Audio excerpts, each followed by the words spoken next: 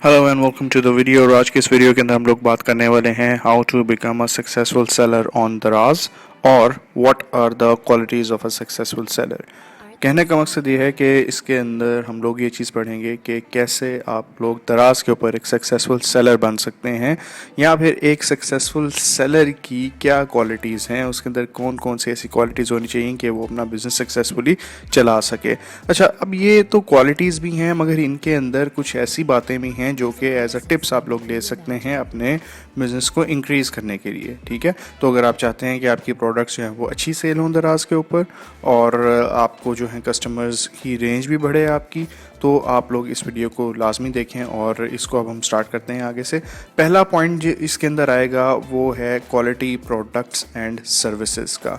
यानी कि भाईजान देखें, जब आप कोई चीज़ सेल कर रहे होते हैं तो आपने इंश्योर करना है कि वो चीज़ हाई क्वालिटी की हो, जेन्युइन प्रोडक्ट हो, और अगर आप सर्विसेज दे रहे हैं तो फिर जो सर्विस आपने उनके साथ आप कह लें कि कमिटमेंट की है, वो सर्विस आपने उन्हें हाई क्वालिटी की प्रोवाइड करनी है। Same in the case with the product. ठीक है, अगर आप कोई प्रोडक्ट दे रहे हैं हाई क्वालिटी की दें और जेन्युइन प्रोडक्ट दें। याद रखें, क्वालिटी ही आपके अच्छे रिव्यूज़ की कुंजी है, अच्छे रिव्यूज़ की चाबी है। ठीक है, तो अगर आप स्टोर रन कर रहे हैं अपना दराज के ऊपर, या आप रन करना चाह रहे हैं, तो आप जो भी प्रोडक्ट सेलेक्ट करते हैं आपकी पूरी ये कोशिश होनी चाहिए, बल्कि कोशिश क्या, आपने हाई क्वालिटी और जेन्युइन प्रोडक्ट जो है वो देनी है कस्टमर्स को।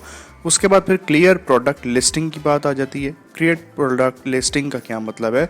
मैंने पहले भी जब प्रोडक्ट लिस्टिंग की बात की थी तो मैंने आप लोगों को यह बताया था कि product listing e commerce market place के अंदर दराज के अंदर क्या होता है कि आप लोग अपनी प्रोडक्ट्स को जो हैं वो इंफॉर्मेशन ऐड करके तो लिस्ट कर देते हैं। ठीक है, ये बिल्कुल आप कह लें कि जो आपके पास फिज़िकल ऑनलाइन स्टोर्स होते हैं बिल्कुल उन्हीं की तरह होती है। तो इसके अंदर क्या होता है कि आप लोग अपनी प्रोडक्ट्स को जब लिस्ट कर देते हैं तो अगला क्राइटेरिया क्या आता है, जो चीज़ बेहतर आपने करनी होती है कि आपने एक वेल डिटेल्ड और एक्यूरेट प्रोडक्ट लिस्टिंग बनानी है। इसका क्या मतलब है कि आप प्रोडक्ट लिस्टिंग के अंदर जो इमेजेस लगा रहे हैं वो क्लियर हों आपके।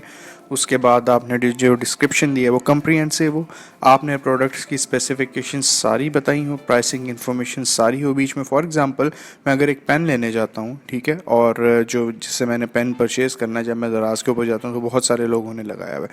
मैं किसी एक सेलर का जो है वो खोल के देखता हूँ स्टोर, उसके बाद मैं देखता हूँ उसने पेन लिखा हुआ है। अब वो पेन जो है उसने पिक्चर लगाई हुई है, आगे उसने डिटेल बताई हुई है, थोड़ी बहुत डिटेल बताई हुई है। मुझे ये समझ नहीं आ रही उसको देख के कि ये कौन से कलर के पेन है। ठीक है, जो मुझे चाहिए आया कि उसके अंदर वो वाला कलर है जो मुझे चाहिए या नहीं, या फिर ये कोई और कलर है। तो आप लोगों ने ऐसा बिल्कुल नहीं करना। आप लोगों ने जो है, पहली बात तो ये कि आपने जो इमेजेस लगाने हैं वो क्लियर हों, आपकी डिस्क्रिप्शन पूरी हो, सारा कुछ आपने उसके अंदर बताया, स्पेसिफिकेशंस पूरी बताई हों, प्राइसिंग इन्फॉर्मेशन पूरी रखी हो, यानी कि ट्रांसपेरेंसी होनी चाहिए, कुछ भी हाइड, कुछ भी कंसील ना किया हो आपने जो है अपने प्रोडक्ट्स के अंदर। ठीक है, तो प्रोडक्ट्स की लिस्टिंग आपकी जो है वो वेल डिटेल्ड और एक्यूरेट होनी चाहिए। इससे क्या होता है कि कस्टमर का एक जो परचेजिंग डिसीजन है वो फ़ौरन बढ़ता है। ठीक है, तो ये इस चीज़ के ऊपर आप लोगों ने ध्यान रखना है। उसके बाद फिर कंपेटिटिव प्राइसिंग स्ट्रेटजी की बात आती है। कंपेटिटिव प्राइसिंग स्ट्रेटजी का क्या मतलब है कि देखें, आप जब कोई चीज़ सेल कर रहे हैं तो वो सिर्फ आप ही नहीं है जो वो चीज़ सेल कर रहे हैं। ठीक है, और बहुत सारे लोग होंगे जो वो चीज़ सेल कर रहे होंगे उसी प्लेटफॉर्म के ऊपर। तो आपने क्या करना है, आपने उस सारे सिनेरियो को एक बार स्टडी करना है। स्टडी करने के बाद आपने अपने लिए एक प्राइस की स्ट्रेटजी बनानी है कि आप कैसे कम्पीट भी कर सकेंगे और कैसे उस कंपटीशन के साथ साथ आपको जो है प्रॉफिट भी हो सकता है। ठीक है, ये ना हो कि आप कम्पीट करने के चक्कर के अंदर अपने आप को लॉस करवा रहे हो। ठीक है, तो आपने पूरी उस मार्केट प्लेस को एक दफ़ा स्टडी करना है, उसके अंदर देखना है कि आपको कैसे कॉस्ट बच सकती है, कि कैसे आप कॉस्ट कम कर सकते हैं। ठीक है, और कैसे आप एक अच्छी प्राइस के ऊपर कम्पीट भी कर सकते हैं, क्योंकि आपने अपने कंपेटिटर्स जो आपके होते हैं उनके साथ आपने प्राइस को मैच करके तो फिर ही अपनी प्रोडक्ट जो है उसको आपने प्राइस देनी होती है ताकि लोग आपके पास ज़्यादा आएँ। तो ये कंपेटिटिव प्राइसिंग स्ट्रेटजी जो है ये बहुत ज़रूरी है आपके लिए। उसके बाद रिस्पॉन्सिव कस्टमर सर्विसेज की बात आ जाती है, वेरी इंपॉर्टेंट। इसके अंदर क्या होता है कि आपने कस्टमर सर्विसेज लोगों को जो है वो जो है हाई क्वालिटी की देनी है, ठीक है। और वो कैसे होगा कि देखें, कस्टमर आपके स्टोर के ऊपर आता है और वो कस्टमर आपके स्टोर के ऊपर आके जब आपकी चीज़ें जो हैं वो ब्राउज़ कर रहा होता है और वो देखता है, उसको कहीं ना कहीं क्वेश्चन ज़रूर आते हैं, चाहे आपने कुछ ना कुछ लिखा हो, उसके ऊपर सारी चीज़ें लिखी हो, मगर फिर भी कस्टमर जो है वो उसके क्वेश्चन ज़रूर होते हैं, कोई एक दो क्वेश्चन ज़रूर होते हैं जिसने जेन्युइनली परचेज़ करना होता है। तो आप लोगों का ये काम बनता है कि जैसे ही वो कस्टमर आपसे उन क्वेश्चंस को पूछे, आप उसे फ़ौरन उसका जवाब दें और फिर कोशिश करें कि आपको जो है, क्योंकि देखें, आप अगर उसको रिस्पांस फ़ौरन देंगे और अच्छा देंगे रिस्पांस, तो कस्टमर जो है वो उसका माइंड बनेगा आपका प्रोडक्ट परचेज़ करने के लिए, ठीक है। तो वो क्या होता है कि एक तो वो प्रोडक्ट भी आपकी परचेज़ कर लेगा और दूसरा फिर अगली बार जब वो किसी प्रोडक्ट को परचेज़ करने का ख्याल करेगा तो उसको पता होगा कि मैं फ़लाने बंदे के पास फ़लाने स्टोर पे गया था और मैंने फिर कस्टमर सर्विसेज से भी उससे कांटेक्ट किया था और वो फ़ौरन रिप्लाई करते हैं, ठीक है, वो फ़ौरन जो है आंसर का जवाब देते हैं। तो वो फिर क्या होगा कि वो ऑटोमेटिकली आपके स्टोर की तरफ ही आएगा और आपकी जो है सेल्स बढ़ेंगी। उसके बाद timely order fulfilment and shipping की बात आ जाती है। इसके अंदर देखें जी, ये चीज़ आपने इंश्योर करनी है कि आपको जब ऑर्डर आ गया तो उसकी ऑर्डर प्रोसेसिंग और उसकी एक्यूरेट शिपिंग जो है और उसकी रिलायबल डिलीवरी जो है वो बिल्कुल जो कस्टमर सोच रहा है उसकी एक्सपेक्टेशन को मिले, ठीक है। जैसे कि आप लोग एक ऐसा सिस्टम डिवाइस कर सकते हैं, दराज का तो होता ही है, एक ऐसा सिस्टम जिसमें आप कस्टमर को इन्फॉर्म करते रहें उनके ऑर्डर के स्टेटस और डिलीवरी शेड्यूल के बारे में, ठीक है। और फिर जो आपने डिलीवरी शेड्यूल दे दिया उनको, आपने पॉजिटिव शॉपिंग एक्सपीरियंस के लिए, अपनी सेल्स बढ़ाने के लिए, कस्टमर पे एक अच्छा इंप्रेशन छोड़ने के लिए उसको जो है फुलफ़िल करना है जो शेड्यूल आपने दिया है, ठीक है। ना उससे आगे ना उससे पीछे, जो आपने उसे टाइम दिया है आप उस टाइम पे अपना ऑर्डर जो है उसको फुलफ़िल करें। उसके बाद इफ़ेक्टिव इन्वेंट्री मैनेजमेंट की बात आ जाती है। इफ़ेक्टिव इन्वेंट्री मैनेजमेंट का क्या मतलब है कि आपने जो लिस्टिंग की हुई है उसके अंदर आपके पास कुछ प्रोडक्ट्स होती हैं जिनको आपने, अब ये होता क्या है कि आपने अपने पास पीछे परचेज़ की होती हैं कुछ चीज़ें और वो फिर आप उनको लिस्ट करते हो, लिस्ट करने के बाद लोग उन्हें परचेज़ करते हैं। तो आपने इन्वेंट्री क्या है, इन्वेंट्री आपकी अपनी वो लिस्ट है प्रोडक्ट्स की कि आपके पास कितनी प्रोडक्ट्स पड़ी हैं, ठीक है। फॉर एग्जांपल मेरे पास बॉल है, ठीक है, मेरे पास रेड कलर का बॉल है, ग्रीन कलर का बॉल है, ठीक है। मेरे पास ये जो दो बॉल है मैंने इनके 10 पीसेस ले लिए। अब मैंने जब दराज के ऊपर लगाया कि मेरे पास ये बॉल्स हैं तो लोगों ने ऑर्डर करने शुरू कर दिए। अब उन ऑर्डर्स की देखते हुए मैं अपनी पिछली परचेज़ भी करूँगा, ठीक है, जो मैंने चीज़ें ख़रीदनी हैं वो ख़रीद के, ताकि मेरे पास तो स्टॉक रहे ना। तो आपने अपनी इन्वेंट्री की मैनेजमेंट करते रहना है ताकि आपके पास एक कंडीशन जो है स्टॉक आउट्स में क्या होता है कि आपके पास पीछे स्टॉक ख़त्म हो जाता है, ठीक है। और एक कंडीशन आती है ओवर स्टॉकिंग की। ओवर स्टॉकिंग का क्या मतलब है कि आपने इतनी ज़्यादा जो है वो स्टॉक्स ले लिए मगर आपका आगे सेल नहीं हो रहा, तो वो पड़ा पड़ा आपके पास ख़राब हो जाता है। तो आपने इन दोनों कंडीशन से बचना है। और इन दोनों कंडीशन से आप कैसे बच सकते हैं कि आप अपनी इन्वेंट्री की मैनेजमेंट को इफ़ेक्टिवली करें, ठीक है। मॉनिटर करते हैं कि आपके पास कितने जो हैं वो आपके पास कितने यूनिट्स रह गए हैं चीज़ों के, सही है, और वो चीज़ों के कितने यूनिट्स आपको मज़ीद चाहिए, ताकि आप इन दोनों कंडीशन से, जो कि स्टॉक आउट्स है और ओवर स्टॉकिंग है, इन दोनों से बच सकें। उसके बाद मार्केटिंग एंड प्रमोशन स्ट्रेटजीज़।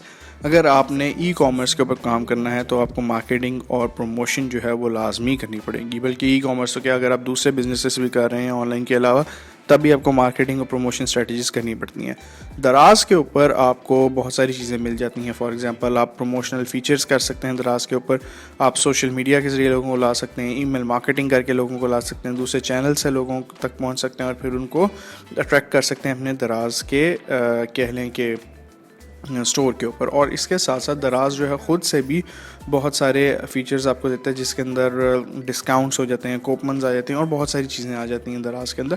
और जब हम उसको स्टडी करेंगे डिटेल से तो फिर मैं आपको उसका बताऊंगा। उसके बाद एडेप्टेबिलिटी एंड कंटिन्यूस इम्प्रूवमेंट। इसका क्या मतलब है, कि देखें ई कॉमर्स मार्केट जो है ना, क्योंकि वो ऑनलाइन है, टेक्नोलॉजी पे बेस करती है, तो टेक्नोलॉजी जो है वो चेंज होती जा रही है। टेक्नोलॉजी जैसे जैसे चेंज हो रही है, अपग्रेडेशन उसके अंदर होती जा रही है। तो आपने क्या करना है, आपने अपडेटेड रहना है इसके ट्रेंड्स के साथ, ठीक है। और जैसे जैसे इसके ट्रेंड्स बढ़ रहे हैं, टेक्नोलॉजी चेंज होती जा रही है, कस्टमर की प्रेफरेंस भी चेंज हो रही है, तो आपने क्या करना है, इन चीज़ों से अपडेट रहना है, अपनी स्ट्रेटजीज़ को उस चीज़ के मुताबिक डालना है।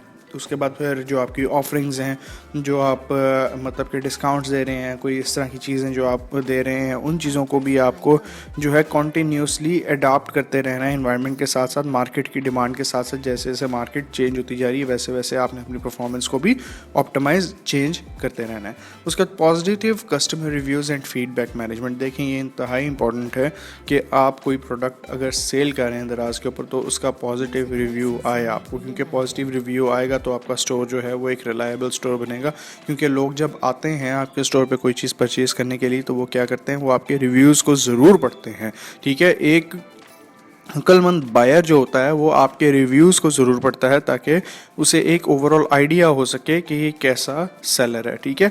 तो आपने जो भी आपके सेटिस्फाइड कस्टमर्स होंगे, उनको आपने इनकरेज करना है कि वो जो है आपका पॉजिटिव रिव्यू आपके स्टोर के ऊपर, उस प्रोडक्ट के ऊपर ज़रूर दें, ठीक है, रेटिंग ज़रूर करें।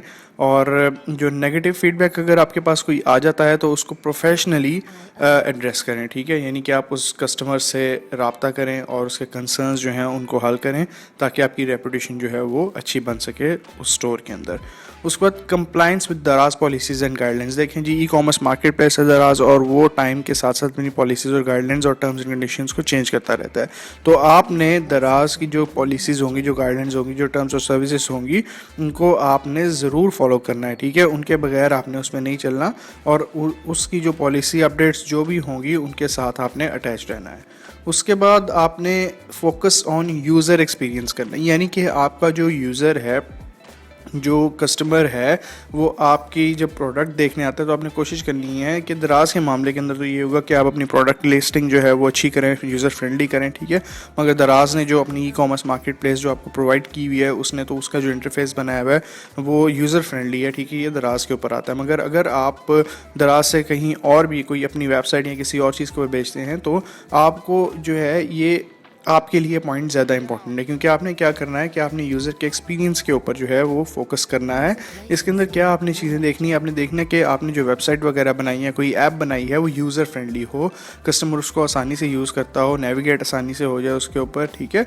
और उसको जो हो, यानी कि कस्टमर की सेटिस्फेक्शन और उसकी आसानी को मद्देनज़र रखते हुए आपने जो है अपनी वेबसाइट, या फिर आपने कोई अगर अपना टूल, या फिर आपने अगर कोई अपनी कह लें कि ऐप बनाई है, तो आपने इस चीज़ को फोकस ज़रूर रखना है। उसके बाद analytical and data driven approach. देखें जी, आपने क्या करना है, एनालिटिकल और डाटा ड्रिवन अप्रोच का मतलब ये है कि आप जब चीज़ें बेच रहे हैं, तो आपने सिर्फ चीज़ें बेचनी नहीं है, आपने सेल के डाटा को एनालाइज भी करना है, और फिर आपने कस्टमर के बिहेवियर को भी देखना है कि वो परचेज़ करने के बाद आता भी है आपके पास दोबारा परचेज़ करने के लिए या नहीं करना। प्लेटफॉर्म के इनसाइट्स को देखना जो दराज आपको प्रोवाइड करता है।